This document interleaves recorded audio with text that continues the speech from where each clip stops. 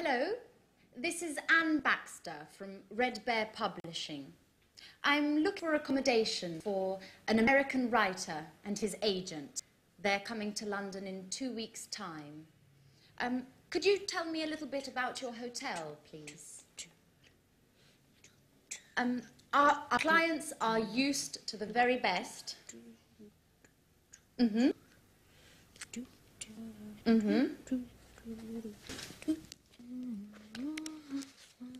And do you also have a swimming pool? A sauna? Great. And as far as entertainment is concerned, do you have a lounge with live music?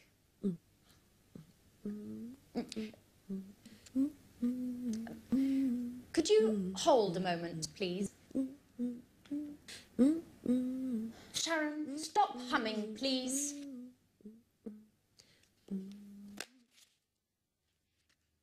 I can't hear anything. Okay, well, thank you very much for your help. I'll let you know as soon as possible. Right. Goodbye.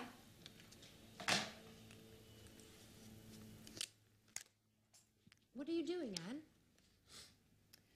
My boss asked me to book rooms for 2 of our most demanding clients. They would like a quiet hotel near our publishing house. Oh, and of course, with all the creature comforts. So I'm making a few telephone calls. Anne, listen to this song for a moment. It's Ray Charles's last recording. It's fantastic. I've got a lot to do, Sharon.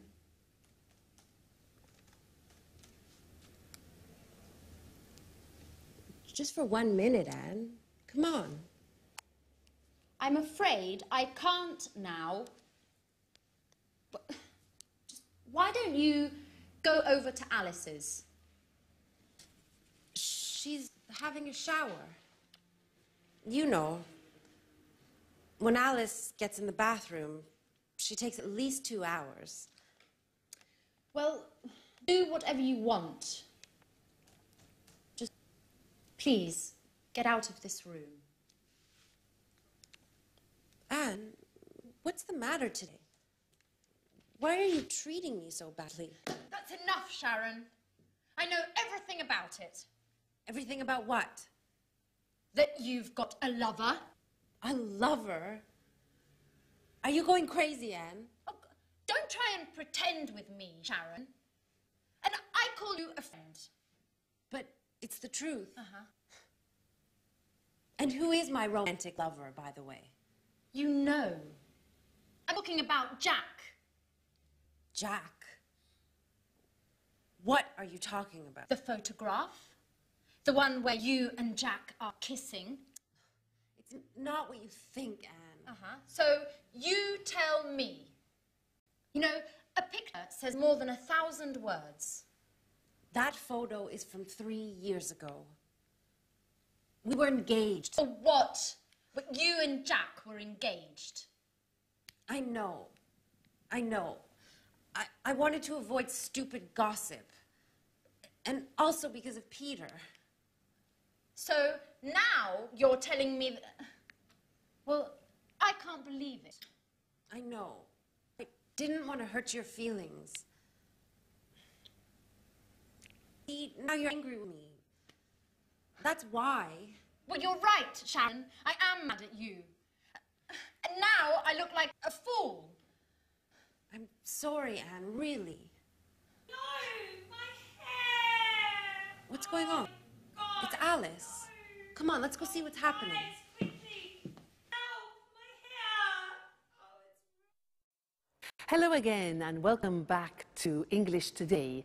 Did you see that last episode of That's Life? Poor Anne. Well, sometimes the truth is difficult to hear, isn't it? Yeah. Oh, sorry. Sorry, I forgot to turn my phone off. This live television program, just a moment. Hello? This is Louise speaking. Pablo, I'm afraid he's not here at the moment. Yes. Well, just one moment. I'll try and find out. Okay. Put it on hold. Hello? Yes, hello. Could I speak to Pablo, please? Could you put me through to him? No. Okay, yes, I understand. No, it's not important. Don't worry. All right, thank you very much. Thank you, yes. All right, bye. Hello? Yes, hello. I'm afraid he's not available at the moment. Yes. Would you like to leave a message? Sharon called. Okay, would you like him to call you back? Yeah. All right, okay. Yes, I'll tell him. Right, thank you. Thank you very much. Goodbye. Goodbye. Sharon? Who's Sharon? Where were we? Yes, interesting. I wanted to talk to you about telephone language. I used some phrases there which are quite useful to you, and I want to go to the screen so that we can see those written together and how the phrases work, okay? Now, look at these situations. When you don't understand someone on the telephone, what do you say? Can you repeat, please? No. No. If you ask somebody, can you repeat, please, it's like asking them to vomit. Why? Because there is a small word missing, a very important one. In English, you must say, can you repeat that, please? Very important. Many people make that mistake, and they ask everybody to vomit on the telephone. So remember, can you repeat that, please? Good. Next, when, for example, imagine that you are on the telephone and you want to write something down when the person is speaking. So you want them to... Okay, good. So you stop them. Just a minute. Just a minute. This is difficult. We say in English, I'll make a note of that. Okay? Just a minute. I'll make a note of that. I'll make a note of that. Snap decision. Right? Next one. Imagine you're on the telephone and somebody knocks at the door when you're speaking. Now, you have to say, What can you say? Yeah, so just a minute. We say, I'll be right back. Now that means that you're going somewhere and coming back then quickly. So just a minute, I'll be right back. I'll be right back. Okay? Useful, that phrase. Now, you return to the phone, okay, and the other person has been waiting for you. So you need to apologize for the inconvenience. So you can say, sorry. We say in English, sorry to keep you waiting. Sorry to keep you waiting. So say, just a minute, I'll be right back. Music, and you say, sorry to keep you waiting. All right? Great. Next thing. You're speaking to somebody and suddenly the other person disappears. Because, disappears. Now, how do you say that? In English, we say, sorry, we were cut off. We don't talk about the telephone line. We say, sorry, we were cut off. Okay?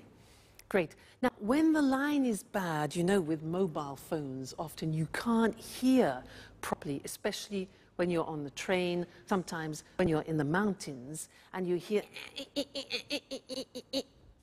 Do you know what you can say? We say in English, you're breaking up. You're breaking up. I'll call you back. I'll call you back. So you're breaking up, I'll call you back, or can you call me back? All right, so those are some of the most important phrases when you're speaking on the phone, but we will be looking at more telephone language because it's very useful for you and it's a bit unusual. You need to practice it a lot. Practice in the bath, for example. I'll be right back. I'll be right back. So that way you don't panic when you answer in English. All right, great. So I'll see you in the lesson and we'll look at some more telephone language. Bye. What's happening? Alice, why are you screaming? My hair! Look.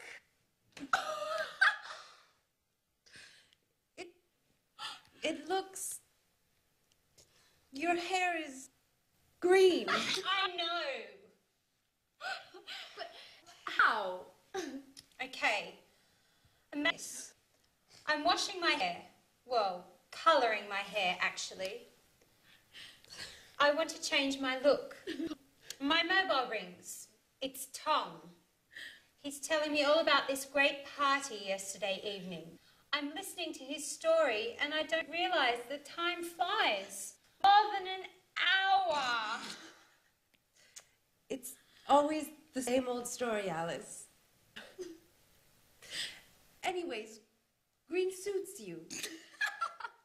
It looks very original, very unique, just like you. Well, Alice, don't be offended, but you look like a frog. Thanks, Anne. That's the nicest compliment. What shall I do?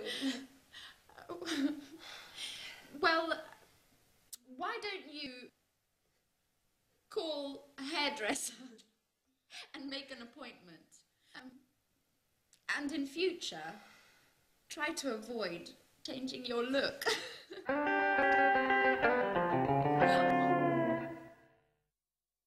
Hello again and welcome back to your live TV program where you learn English. And in this lesson, I want to go back to look at some more telephone English because it's really not that simple. We have special phrases that we use when we speak on the telephone in English. So to help us, let's go and put those on the language screen, okay? Now the first thing is when you introduce yourself on the telephone, we don't say, I am Louise. We say this. We say, this is Louise, or this is Mr. Smith. Now that's really quite unusual and different to other languages. So, hello, this is, say, hello, Tom speaking, Louise. Okay, so don't say, hello, I'm Louise.